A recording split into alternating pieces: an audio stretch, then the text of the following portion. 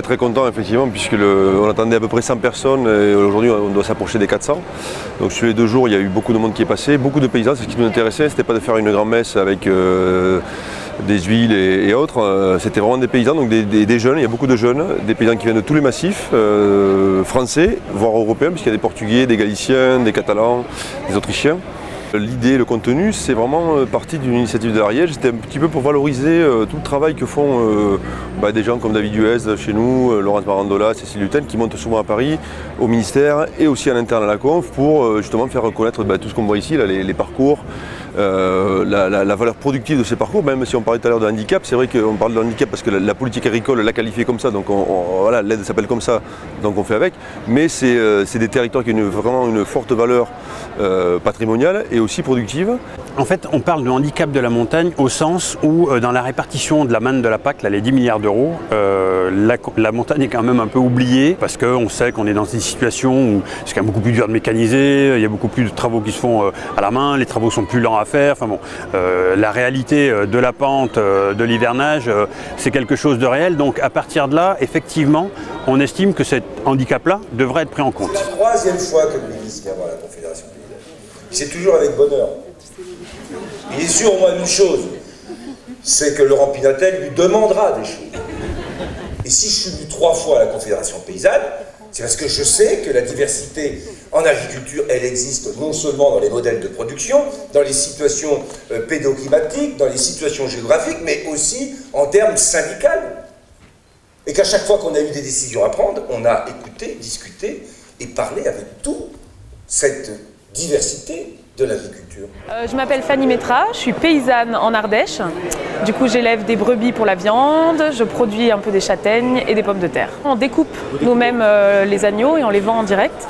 On transforme nos châtaignes en confiture, farine. Il y a énormément de diversité dans les productions, donc c'est une vraie richesse. Il y a souvent des productions qui sont sur des marchés locaux, alors qu'ils peuvent être des marchés de vente directe ou des marchés de vente indirecte, mais qui restent dans une petite région. Donc c'est quelque part une espèce de laboratoire où on est en train de réinventer, de remettre en place des systèmes économiques novateurs. Là où j'habite, moi c'est la Haute-Cévennes et mes terrains ils vont de 600 mètres d'altitude à 1002. Plein de difficultés liées à la pente, aux conditions climatiques difficiles, une route d'accès carrément mauvaise, pas d'eau potable. Il y a beaucoup de contraintes, hein. Rien n'est mécanisé, on fait tout à pied. Quand on choisit de s'installer dans des territoires difficiles comme ça, c'est qu'il y a vraiment quelque chose au fond qui vibre et c'est de la passion et une question, une identité forte au territoire. On est obligé d'innover, obligé d'imaginer 1000 solutions et de créer des alternatives. C'est sûr que nous, l'agriculture industrielle, elle ne peut pas vivre dans nos montagnes. Et puis en plus, sur tout ce qui est montagne, on voit que l'industrialisation de l'agriculture qui détruit les paysans, elle est quand même moins forte, quoi. Il y a quand même cette capacité de résistance. Et il nous semble qu'à ce titre-là, de la création d'emplois, on doit absolument continuer d'aider et de prendre en compte les spécificités de la montagne et puis d'envoyer des aides adéquates, quoi. Ce qui n'est pas le cas pour le moment.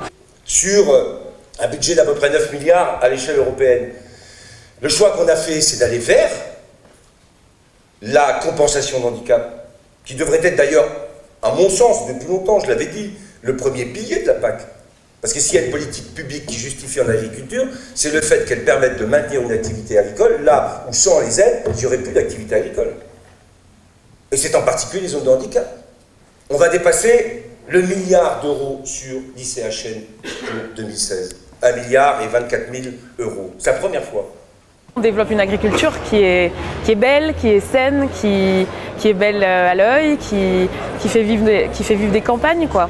L'idée, nous, c'est ce qu'on demande aux politiques, de compenser aussi toutes ces difficultés-là et de ne pas primer seulement les zones de plaine et les zones céréalières, qu'il y ait une espèce de rééquilibrage des subventions publiques. Et puis après, il y a quand même tous les problèmes. Enfin, la prédation, c'est un vrai problème, que ce soit le loup ou l'ours.